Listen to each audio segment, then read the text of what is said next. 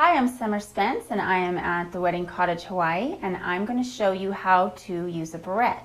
For the barrette style, you're going to use a barrette, a comb, and a working hairspray. First, you're going to take a comb and you're going to section the hair,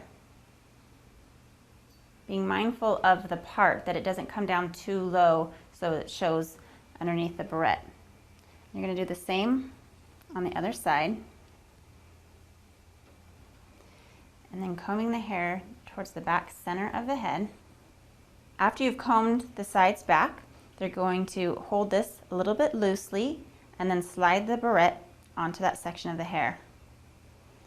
And then holding tight with one hand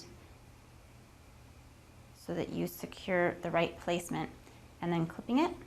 So if you straighten the barrette right here, have a nice loose look, and then you can spray it if you want to spray any of the flyaways in the front. I'm Summer Spence and I just showed you how to use a barrette.